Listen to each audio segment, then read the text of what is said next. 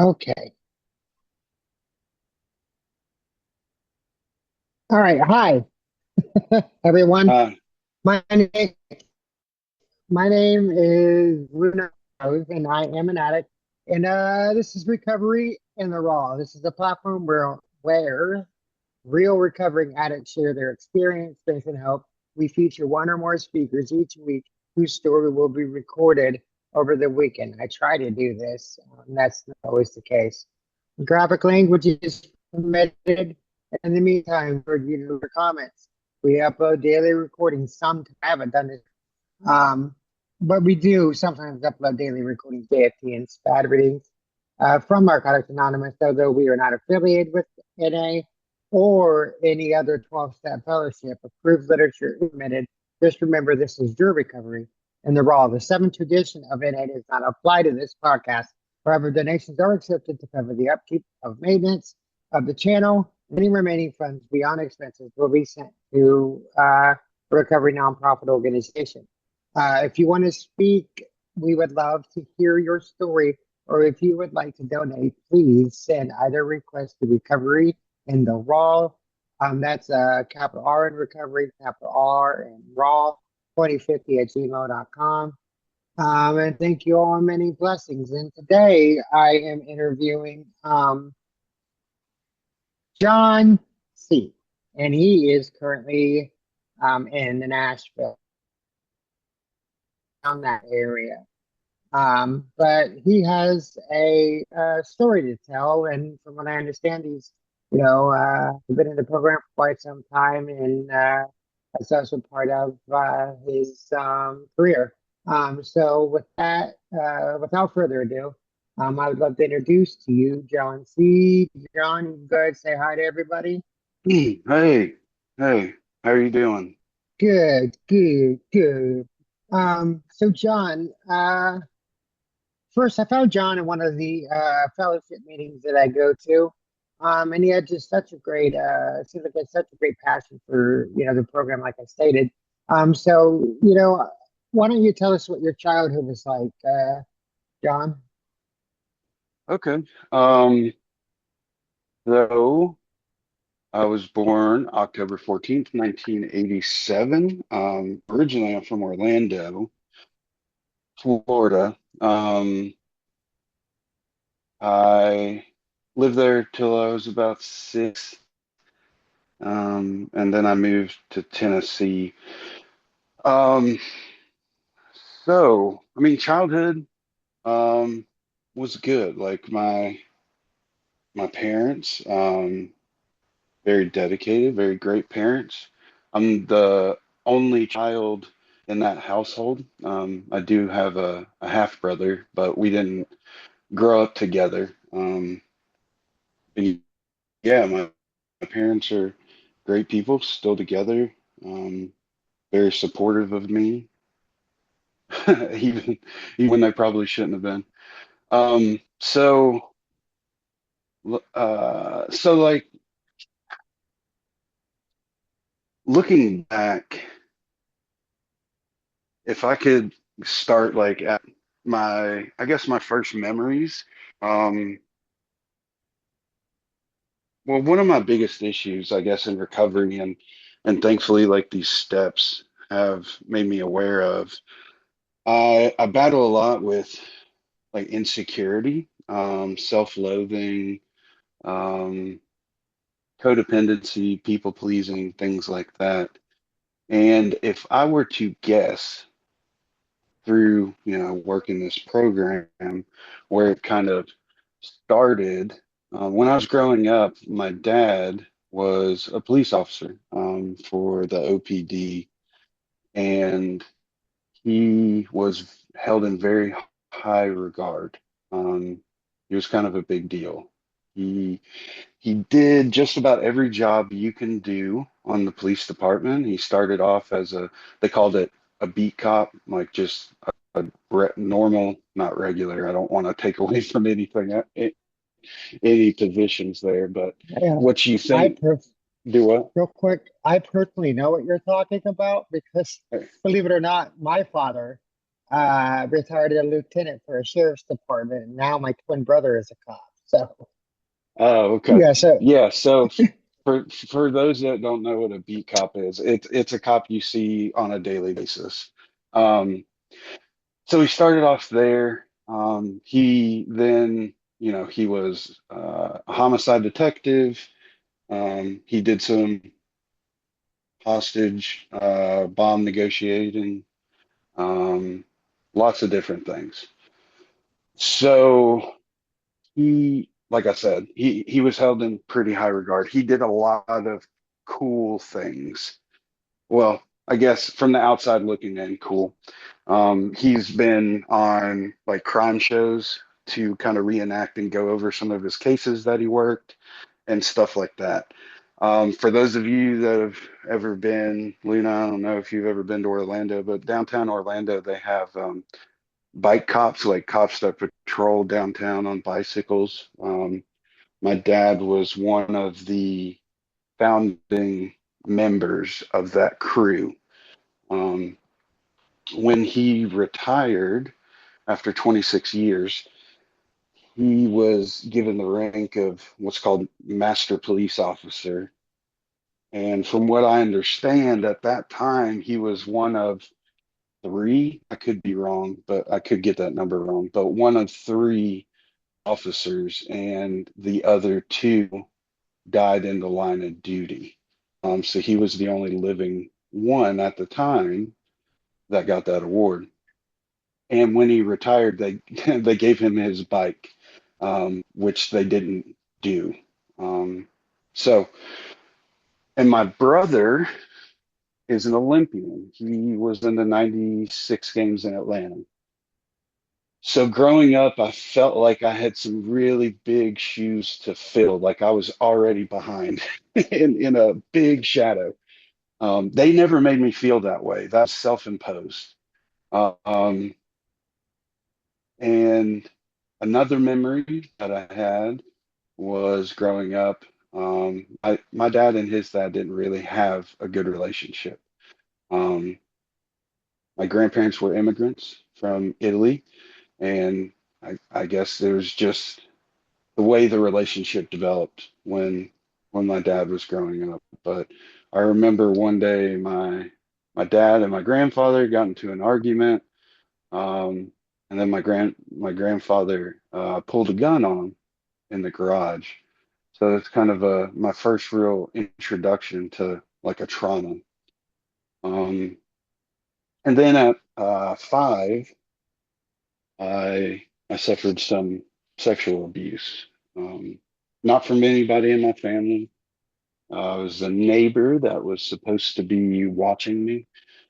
Um, so yeah, those are like some of the core memories. And my dad worked a lot. Um, of course, like being a cop, and he would get called in at all hours. He also worked off duty. So he wasn't around a lot. And my mom, I got really close with her. So you know, I have to say real quick, it sure. sounds, your story to me, for me, sounds, uh, I mean, your father sounds like my father. Um, and it's crazy. It's so crazy. And, I want to ask you something, real quick. Your father, did he drink a lot or did he drink at all or? Um, yeah, so he actually did develop a drinking problem just because of like the thing he was in Vietnam and then all the things that he saw in the police force, and that was a way that he kind of coped with those demons. But he got clean before I was even born. Um, After he met my mom, which is actually, I swear, like my life is like a movie, at least in the beginning. So how they met, my dad and my mom met. Um, he actually was investigating her for a homicide. My mom was married before, and the person that she was with, was he had his own demons that he was fighting. I don't know the guy, so I don't want to portray him like he was some bad person. Like he had his struggles. Um, and the way I was told, they got into an argument one night. My mom wanted to leave. She had had enough. Um, because my mom and her if infinite empathy, caring, love, forgiveness, even she got kind of like pushed to the brink. And so he stabbed himself and she was there. He did it in front of her. And so she grabbed the knife to pull it out. Um, and then police got called to the scene. So now she's got her prints on the knife and he's laying in the floor, right? So homicide gets called. My dad got assigned the case. He investigated her, interrogated her. That was the first time that he met um, my other like my mom's dad, my grandfather on that side. So their relationship started off rocky. You Definitely sounds like a sitcom. Yeah, yeah, for sure. So my mom got cleared, everything worked out, and then my dad asked her on a date, and then they've been together ever since. But yeah, he got clean after that before I was born. So I didn't grow up in a household of anybody like overindulging in alcohol or anything like that. Um, Oh, it's good. yeah. So, I mean, I think. So people have different opinions about this disease. Some people don't even like to call it a disease. Whatever you want to call it, like I don't want to get hung up on words. It is what it is, right? And I have what it is. I'm a believer that it's it's a combination of genetics and then life events. Like the way I look at it, it's the spark is there. It's always been there with me from, the moment I was born. And then certain life events happen that kind of throw gasoline on that spark to set that ablaze. Um, so yeah, and when I was 6, we moved to Tennessee. So we kind of got my dad retired. My mom's from Tennessee, and my dad promised her that when he retired, we'd move there so she can be with her family. So we did. Now I had friends, in school and everything like that. But remember, I already had this insecurity kind of built into me. So I moved, from Florida to Tennessee. I had to make new friends all over again. That was awkward. Um, and life was good though. I settled in, got some friends, all of that stuff. Um, I was lucky to grow up in a very small town, um, close How, community, tight-knit community. how was Um, high school for you? High school was okay. Um, there were some things like in middle school. So I was kind of like the bigger kid in school, even from when I was little. Like I weighed 240 pounds in the seventh grade. Um, and you know, kids are kids. They're very honest. So I had some like I had friends. I had people that were friendly to me and I was close with, but then there was also the other side where people wouldn't say kind things a lot of the time. Um, and then I had some relationships that didn't work out. Yeah, things like that. So in the end of middle school, I found football, and I also found the weight room for the very first time. Um, and when I got to high school, I continued that. And I started to get bigger, get stronger, more athletic. And I loved the way that that felt because I had so many moments of powerlessness growing up with those traumas. When I found the weight room and I saw the potential there, that kind of cemented in my mind like that was like a drug to me. I I promised myself that I never wanted to be able to be in a position to be powerless like that again. and that kind of fueled that desire. Um, and so when I was a sophomore in high school, because like I said, looking back, I've always been an addict, right? And it's just come out in different ways. Like I had my first drink at 13. It was more to like just fit in. Um, but there wasn't any like heavy drug use or heavy alcohol use or anything like that. So I had to escape in different ways. So when I was a sophomore, I dated a senior, and I thought like I was I was hot shit. Um, like I fell head over heels because of my insecurity. I chased that status. Attention, love, and affirmation are very much drugs of choice for me. So I fell hard. Um, Eventually, we broke up. She broke up with me. She was graduating, going to college. I mean, I get it, right? I didn't know how to deal with that moment. That was like my first big heartbreak, my first time feeling rejected. That really brought out my defects of character or maladjustments or whatever you want to call them. I call them defects of character.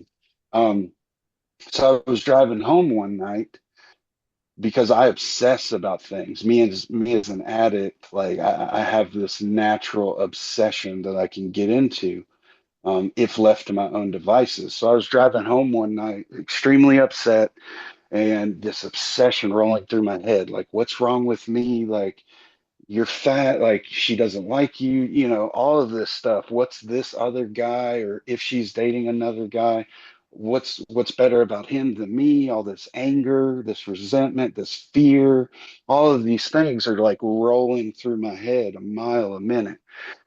So I was driving home, had an 86 Chevy Silverado. It was my first truck. I love that thing with dual gas tanks. It was amazing. um, Was it dually? Dually? it was dual out with a bench seat, like all of that stuff. My dad gave it to me.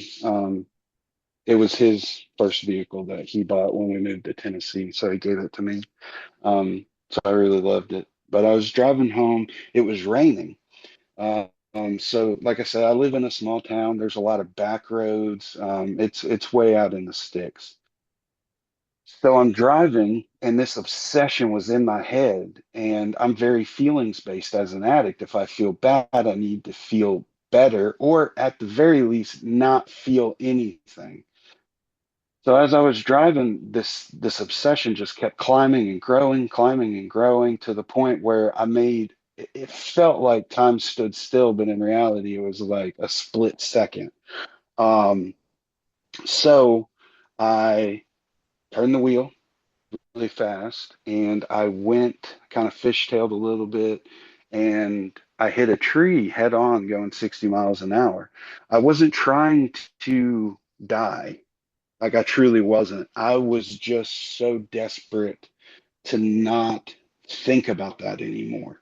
And I didn't, it was a knee-jerk reaction. Um, so so the wreck, that truck saved my life because it was built really sturdy. But the wreck, it slung me to the passenger side because it was a bench seat. I actually broke the seat belt. Looking back, this is my first introduction to my God. Very first time. The seatbelt broke. I got thrown to the passenger side. My engine came up through the firewall and it landed right, like it barely missed me. The only thing that happened in that wreck was I busted my knee and it tore my meniscus. And I had a bruise across my chest from the seatbelt, obviously. A neighbor of ours found me. Anyway, I got taken to the hospital. Found out I had a torn meniscus in my knee. I had to have surgery. But as an athlete, I had created this identity. I was this big, strong football player. And in my town, it's kind of like the movie Varsity Blues. Like football was a big deal. If you played, like you were held to a high standard, high regard. People supported us, all those things. It was quite literally like the movie, if anybody's ever seen Varsity Blues. Um, that was my identity that I built around me because I didn't like who I was without anything there. But having to have surgery, I wasn't able to play. I wasn't able to work out. This identity that I had built around myself vanished, and I didn't know who I was all over again. So insecurities start rolling back in, all this stuff. So at 16, when I had that surgery, that's the first time I got introduced to opiates. And people in this program, we talk about spiritual awakenings and all of that stuff. My first spiritual awakening was in the bad way. I took opiates for the first time and I was like, oh my goodness. Like, I want to feel like this forever. My brain shut off for the very first time. Like, it was quiet. I was at peace. Um, so I healed. I didn't have opiates anymore. Got back in the weight room, got back on the field. Occasionally, like we drink on the weekends, just kind of like what high school kids do. There wasn't anything um, that I would consider like active addiction. It was like just teens being teens. So I get to my senior year. I was, I don't, I'm not trying to brag or make myself seem better than what I actually was, but I won quite a few awards, um, all state, all county, all region. I got a partial scholarship to a Division II school, but I graduated from high school.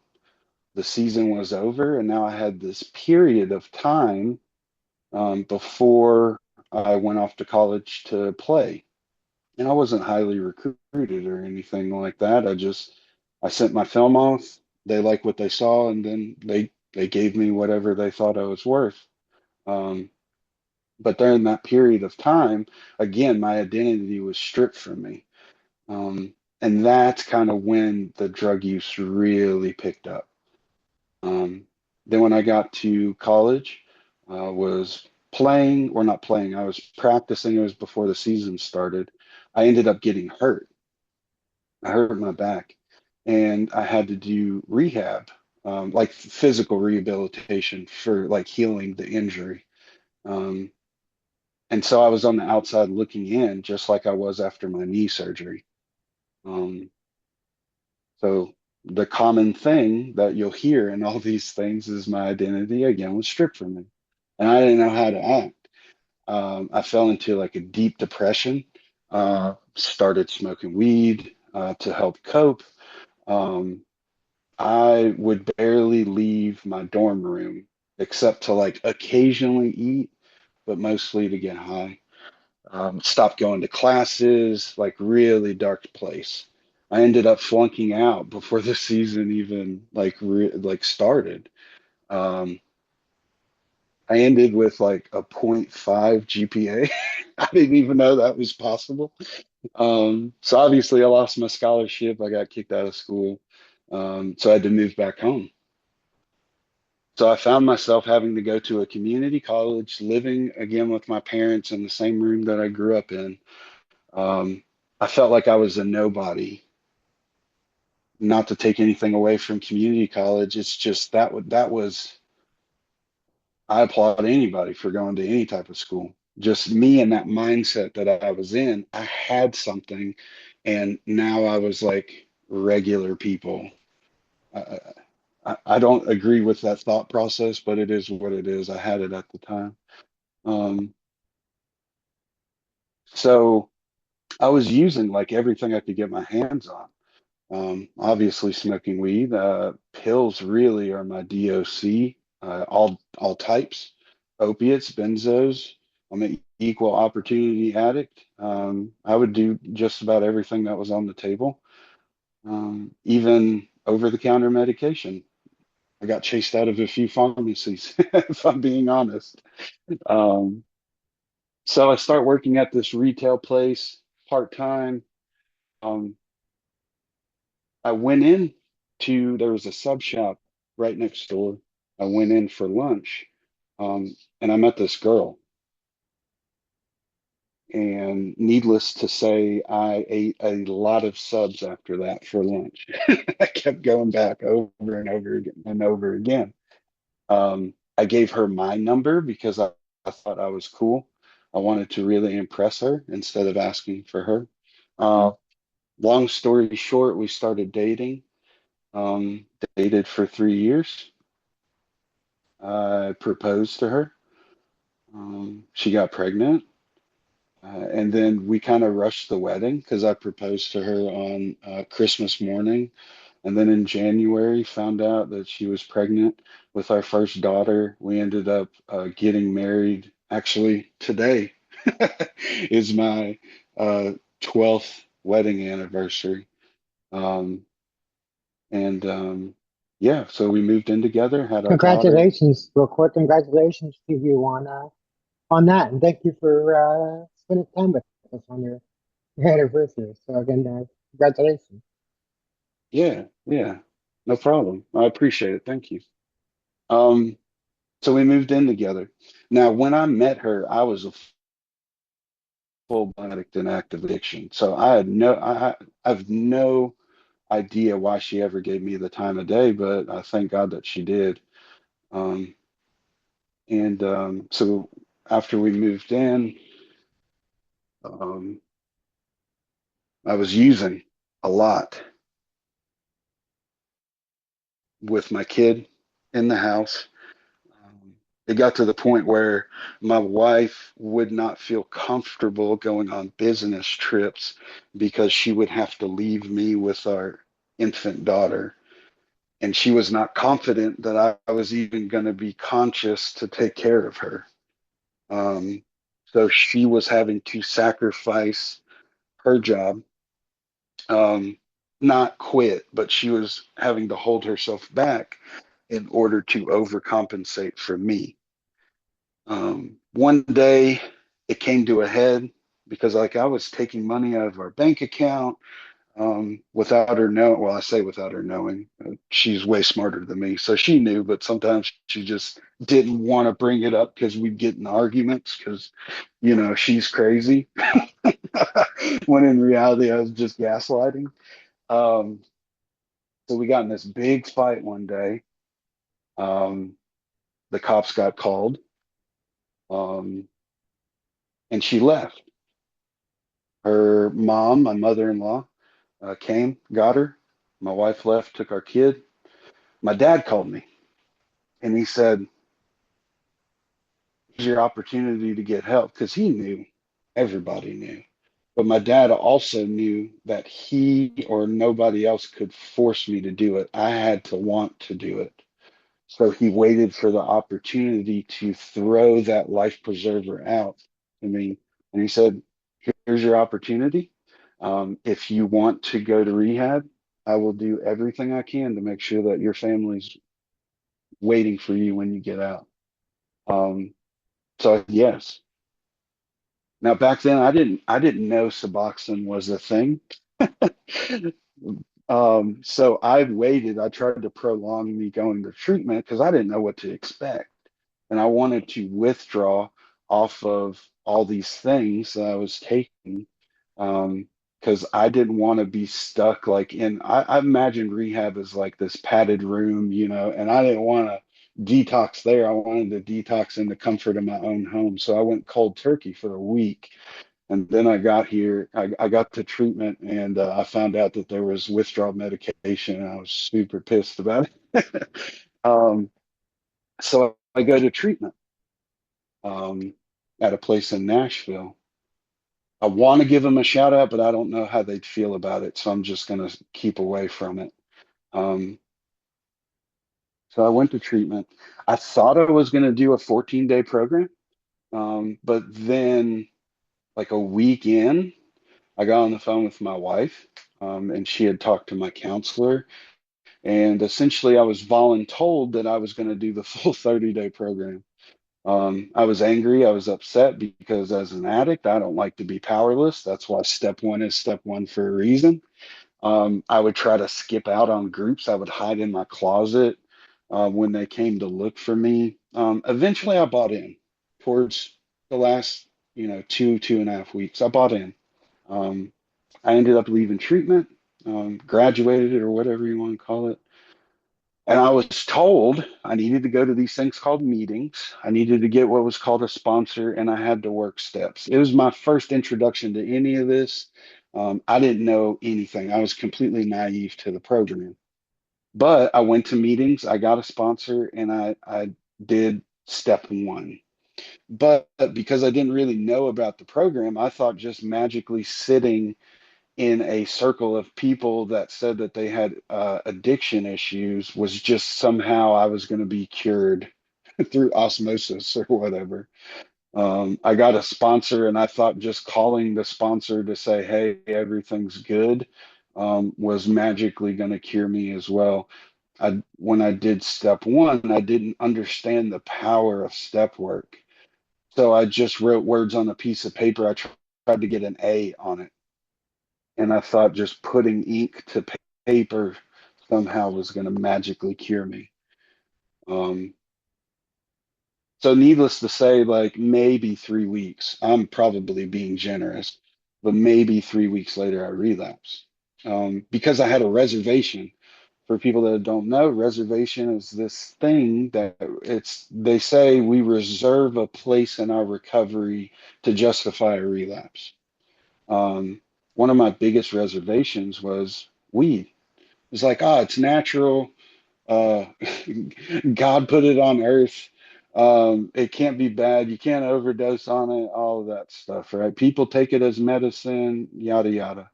Um, so I started smoking. And that's really all I did for about 5 years. Now, I say that's all I did. Looking back, like I would buy ungodly amounts, not to sell, just because I'm an addict and enough isn't enough. We ended up moving to Colorado where it was legal to buy it, and I had pounds of it in my basement. Again, not to sell, but just enough wasn't enough for me. Eventually, because my addiction is patient, eventually, like at the 6 year mark, um, it was like my defects of character finally caught up to me to the point where things were, it was like a pressure cooker and I was about to explode. I had started to plant the seeds in my wife's head um, to allow me to go to a psychiatrist in order to get medication. Um, I thought that was really the reason. Again, looking back, I was trying to manipulate her very slowly. I'm really good at breaking people down over time. Um, she said, she said, you didn't break me down. I knew you were going to do it, and I was tired of you bringing it up, so I just let you. I knew I couldn't convince you. If I Um, may ask you a question here, sure. how important today, looking back, is honesty to you now in the program? Oh, I mean, honesty is everything. It's everything. They say secrets keep us sick, you know. So, what shifted you to start being honest? So um, I got to treatment the second time. Again, things came to a head. Um, my wife and we split up, and well, actually, I left her. I left her again. Like I said, I was in Colorado. I left her. I went back to Tennessee. I left her with. We had 2 kids at the time. I left her with 2 kids, a mortgage, a job that she had to do, all of these things. I do what I do best. I ran. Um, so I got the treatment for the second time in 2021, June 1st, 2021. That's my clean date. Um, and I knew, like at that point in time, like I was sick and tired of being sick and tired. Real quick for us who don't do math well, how many years is that for you now? 4.5 and some change. 4.5 years and some change. Hell Um, yeah. Real quick, how many times in this whole process up to now have you went through the step work? so I every time I changed sponsors, I had to start the steps back over. Um, so I haven't completed all 12 steps. The sponsor that I have now, he knows me very well. He knows that I'll try to be an A student. And when I set a goal, I'll hyper focus on it and I'll go to the extreme and I'll rush through things. So when we do a step, he has me sit in it for a while to absorb it, to practice it. Um, They say so, this is a marathon, not a sprint. right, exactly. At least for me, some people can go through them quickly and they get it. I mean, God bless them. That's not me. So I'm on seven. I got done writing on seven. I'm just waiting to present it. Um, so yeah, like I've done steps one, two, and three times, because not, How important is step work to you? That's what you've chosen to help you through your recovery. How important is doing the steps for you? yeah, so step work is, I mean, it's everything. Meetings are important. Sponsorship is important. There's like three pillars, right? Step work is extremely important.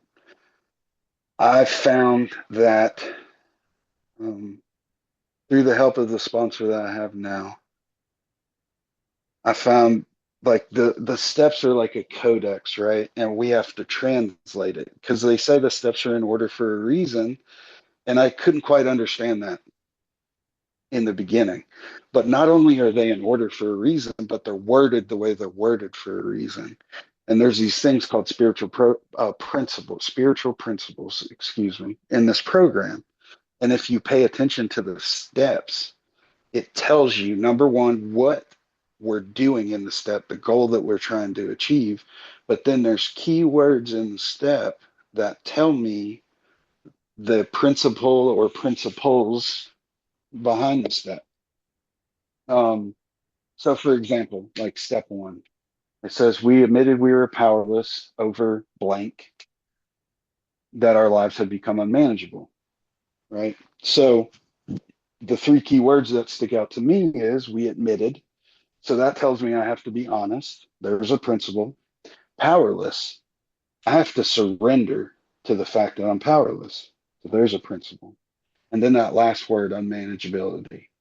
Me as a perfectionist, because I'm insecure and I use perfectionism to overcompensate, uh, that gives me the gift of humility by honestly surrendering to the fact that my life is unmanageable, right? So the principles build on each other. So I get the gift of humility to combat my inflated ego. So those are the principles. What it's telling me to do in that step is I am very terrible at playing God. Number one, because I'm powerless. Number two, my life is unmanageable. If I was a very good God of my understanding, I wouldn't be powerless over anything and I would have zero unmanageability in life. And I'm a firm believer that this is a spiritual program, bar none. You can't do it without spirituality. I don't care what spirituality looks like in your life, but you got to have something, Now, right? some say, like, that those that come in, who are atheists or whatever, it sometimes turns out that I'm sorry, excuse me, sometimes turns out that a recovery program, a 12-step recovery program, is a higher power for people who come in and don't necessarily have a higher power. You can use the program, whatever program anyone goes to, and use that as a higher power until they discover their own. Correct? Yeah, yeah, absolutely. So once so look at it like this to talk, since you mentioned a higher power, right? So look at it like this, because the steps are in order for a reason. So since it is, number one, I have to eliminate the inappropriate higher power with step one. So that cracks the door open. I remove the blockage from the door. I unlock it and I crack that door open. That leads me into step two. It says coming to believe, right? That tells me that this is about a journey that's about to happen. So I open the door, coming to believe I'm tying my shoes. It says coming to believe that a power greater than myself could restore me to sanity. That could is that second principle. It's hope, because could means maybe. You have to have hope to have the maybe, right? Um, so I struggled with the higher power thing because I was told in this program I had to find God or a higher power, and I didn't have it. Um, so I really struggled with that, and I had to figure out what that looked like, right? So I made this. I don't know how. I didn't do it. I just don't know how else to describe it. I have this checklist of what an appropriate higher power looks like, right? It's all loving, all caring, all forgiving, greater than me. It gives me hope, and I have enough hope to operate in faith. But the key word is all in loving, caring, and forgiving. And the reason why it's all is because if it's just loving, caring, and forgiving, that means it's a transactional relationship. When I put the word all in front of it, that means I eliminate the transaction from the relationship. So no matter what I do, what state of mind I'm in, if I've relapsed or not relapsed, I'm still loved for, cared for, and forgiven. So what I had to wrap my head around was, oh, the fellowship loves me always, cares for me always, forgives me always. I've never been ran out of a meeting for anything I've said. Is the fellowship greater than me? Yeah, by sheer numbers, a room full of people is greater than me, one person. Does it give me hope? Yeah, I walk into a meeting, I see something's working. I know that my presence alone did not cause that to happen. It was there before I walked in. So then I get enough hope that I can start operating in faith, because faith is an action word. So I share, I participate because I see these people around me doing it, and they got way more clean time than me. So I start buying into the program and I start sharing. Now that coming to belief process tells me that eventually that view of a higher power is going to grow, right? Or change. Some people's evolves, mine did. Other people have a belief and it doesn't evolve, but it grows. They grow closer to it. But either way, there's change that happens. Um, so then we get the three. So I crack the door open, I tie my shoes. Now I'm starting to actually walk. And I say that because step three tells me three different times that there's actions that have to take place, right? I have to make a decision. I have to turn things over in my will in my life, right? Which means my thoughts and my actions. So that tells me everything. And I have to understand God, or the God of my understanding, or my higher power, whatever you want to call it. To understand something is an action. That means I have to seek the knowledge or seek the relationship. So that tells me faith is an action word, because there's some words in this program we get confused for one another. Two of those words are hope and faith. And people think they mean the same thing, but they don't.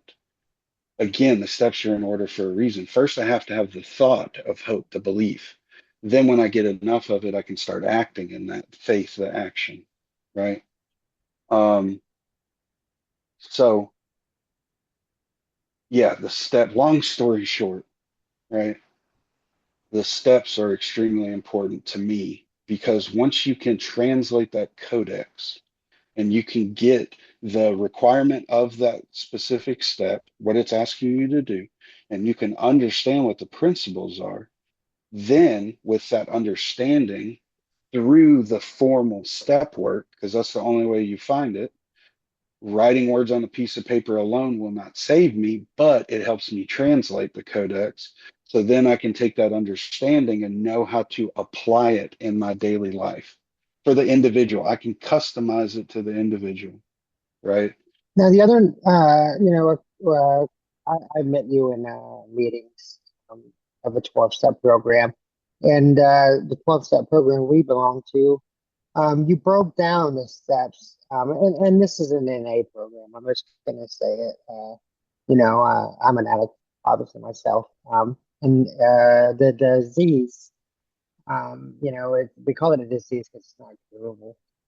Um, but we have treatment. But the other day, you broke down the steps in a way I really haven't heard before. Like you just use singular words to describe each step. Um, Can you do that for me?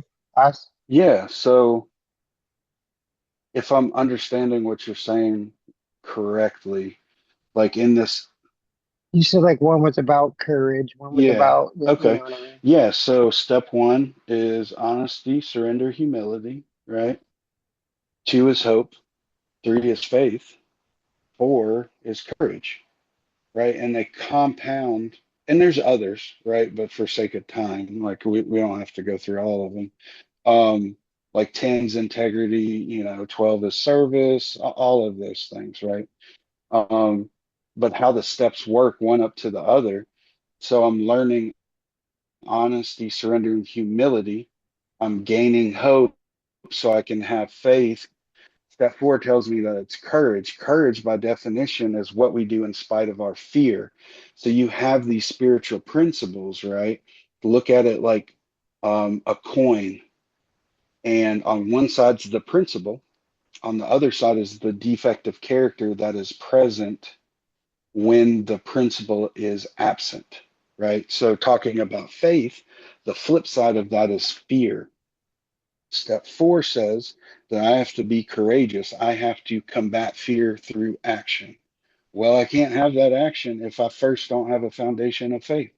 So, that phrase, like, I love cliches, I love these sayings in this program, but sometimes we use them so much they start losing meaning, right? So this phrase, faith without works is dead, right? And there's also this thing called the 1, 2, 3 waltz. So we'll do 1, 2, and 3. We'll build this spiritual foundation, but we'll fail to act courageously. Therefore, it erodes the faith. Then I lose hope. Then I start taking my self will back. So you recover in order, you relapse in reverse.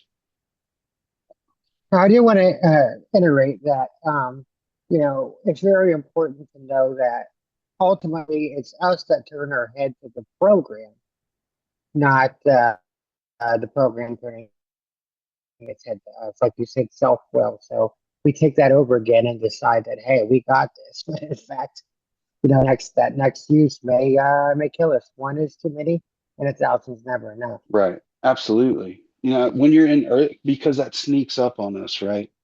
When you're in early recovery, it's like a rocket ship. You start making you start growing like exponentially. You start making these milestones. But at some point, that rocket ship runs out of fuel, and then it's a subtle gain. You, sure. Okay, quick question. Um, you know, Okay, say, without the program, we go out and use or whatever. But with the program, it's made, obviously, you a stronger individual. So let's say hypothetically, what if right now, given your knowledge of recovery and how much you dive into the world of recovery, if you walked into a room right now and you didn't know what was in there and you happened to spot your DOC, what would you do now? Now, I would like to think, because I don't know, right? Like I'm not guaranteed tomorrow. This is a 24-hour a day or 24 hours in a day program. Right? I would like to believe that I have enough of a foundation built under me, that I would leave the room. But I would also call my sponsor to tell on myself, because no doubt I would have a thought, not a craving. There's a difference, but I would have a Just thought. recently, Yeah, just recently, I kind of ran into that situation. If it would have been 6 months ago or, a little bit before that, I might have done something different, but I'll tell you what it was. I was, going around cleaning up trash, at the place I work or whatever. And, I'm doing this and I find a piece of technology in the grass and I'm like, oh, what's this? And, I'm like, oh, maybe it's something I could sell, whatever. And I go to open it and it's a freaking drug scale. And on the drug scale was my DOC. Oh, wow. And so, I looked Wow. at it, I shut it, and I put it in my pocket. And maybe I can clean it, sell it, whatever.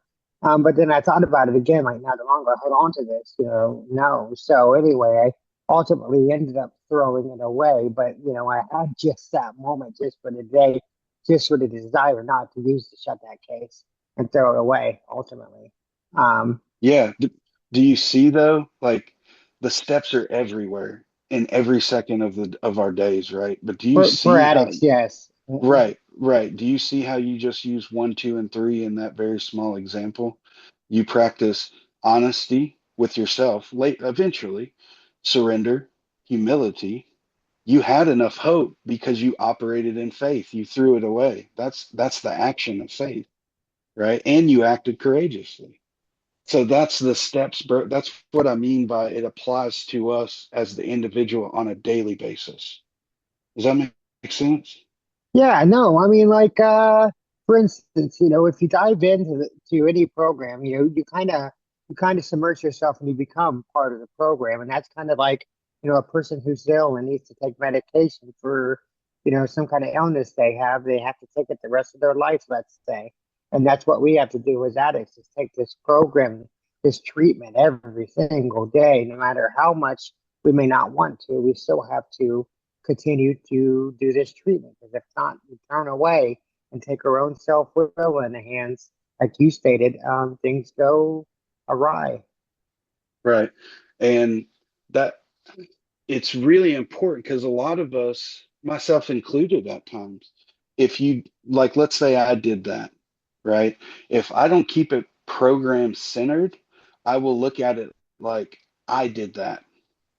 That's me growing my ego and operating in self-will. I'm lying to myself in a subtle way that I did that, when in reality, a higher power, the program, aka the program, did that for me. Because left to my own devices, I let people down and I get high.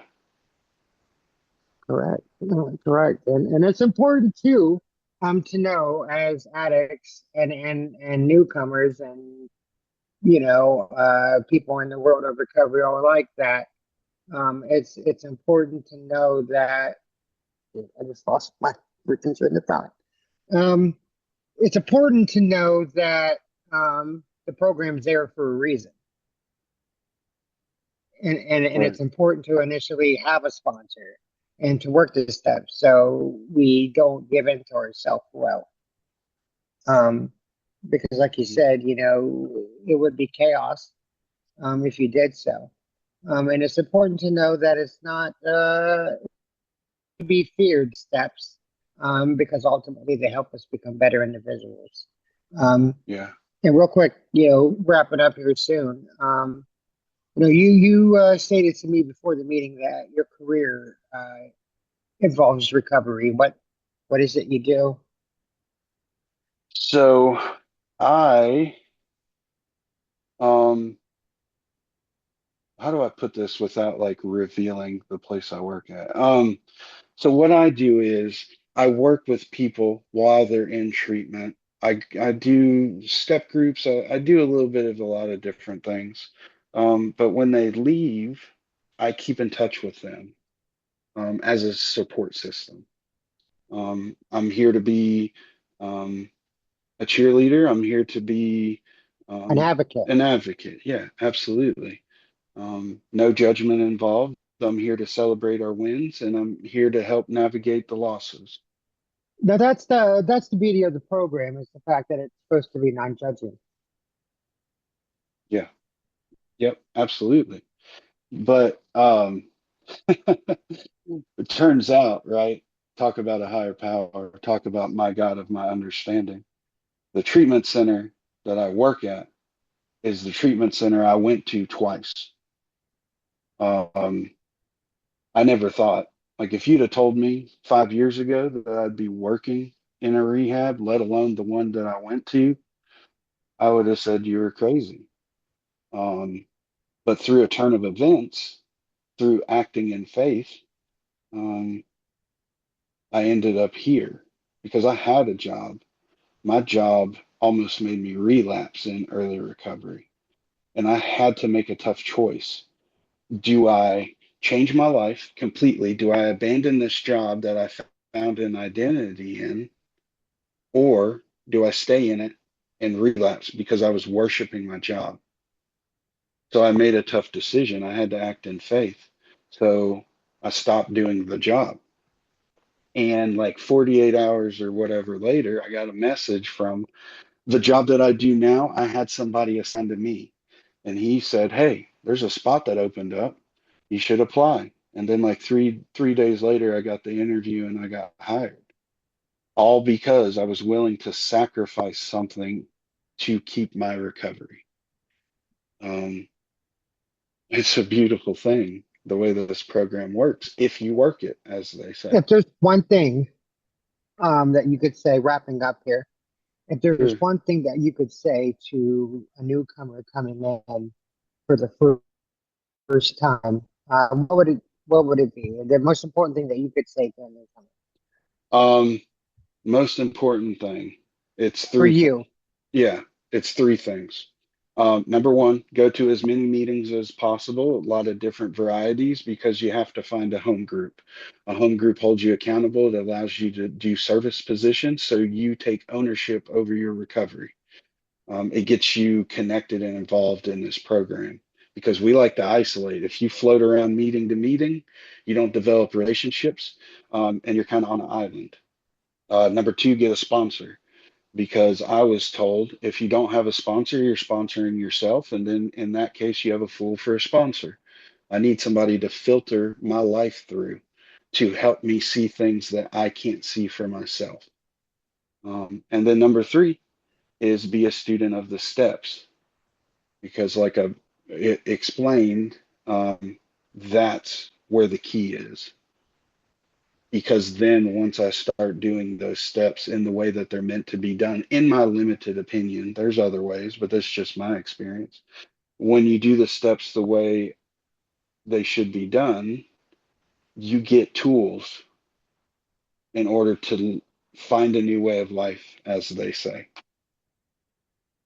So ultimately, the student becomes the teacher, I'm and sorry. also still the student. I said ultimately the student becomes a teacher, but ultimately still a student, but also teaching others. Yeah, the more I learn, the more I realize I don't know anything. Right. Yeah, But these programs, they exist for reasons beyond, us, and they've been around longer than I've been alive. And it truly does work if you work it. And I think consistency is very important. What about you, John? What do you think about consistency? consistency is key. Look at it like this. Um, those cities on like the coastal areas that get hurricanes. When there's a hurricane there, you have these news reporters and stuff. They're reporting live on the scene. Stop signs are flying around, hitting them in the face sometimes. We've all seen those videos. What you don't see in those videos are people on their houses upkeeping their hurricane shelters. You don't see them working on it in the middle of the storm. It's when the skies are clear that's when they put the work in to reinforce that structure, that safety. The same way with recovery. If I'm waiting until a storm hits to practice my recovery, I'm too late, most likely. Some people can get through it. I couldn't. It's when things are going good, I can't allow myself to be complacent, which I've done in the past. I have to double down on my recovery and really hit this program full force because life is going to life eventually and a storm's going to hit. And I have to make sure that I have an upkept, reinforced shelter of recovery that can protect me from that storm. The only way you get that is through consistency. I agree, and I have to say, if it wasn't for my consistency with the program, I may not have thrown that case away. So it just doesn't show you how important consistency is. Yeah, absolutely. Absolutely. I didn't do it, like you said, the program, Yeah. the program worked through me at that moment, because I've learned through working the steps and being in the program that I can be I'm powerless over the disease of my addiction, but I can learn to say no and learn to have self-control, being Yeah. consistent. Yeah. Everything that I've said, um, everything you've given me praise on, Is not none of it is my own doing. It's through my God of my understanding, my sponsors that I've had and the one that I currently have, um, going to groups like the one that you attend, um, going to home groups. It's the people, it's the program, it's my God of my understanding. None of this is of my own accord. Um, if it wasn't for everybody in my life, I'd be high. Uh, I'd probably be dead. And just ending with this, you said if it wasn't for everyone in your life, that reminded me of like people, places, things. You switch those, and then now you have people that are around you that can support and network and comfort you and speak with you. You changed that through the program. Yeah, but that's important, changing people, places, and things. But you also have to work a program as well because some people get lulled into this false sense of security that if I move and I meet new people, like no matter where I'm at, my disease is there. Some people say my disease is doing push-ups in the parking lot. My disease follows me into the meetings. So it's going to go with me no matter where I go. I can't use, not saying you said this, but just to clarify for whoever might need to hear it, people, places, and things, those changes alone won't be enough because no matter where you are, that's where you are, or whatever the saying is, you know? No, I agree. It won't be enough. Um, and you've really told us how important the program is to you, and you know, I I see it work through you. And again, I thank you for your time, John. We're gonna go ahead and wrap this up. Again, I appreciate you being vulnerable, being honest, being open-minded, and willing to share your experience, strength, and hope. Anything Yeah, you would like to end you're with? very Yeah. welcome. Um, yeah, thank you for having me on. Thanks to your group that we met in. It's an amazing group. I don't know if you give them a shout out or whatever, but um, y'all are amazing.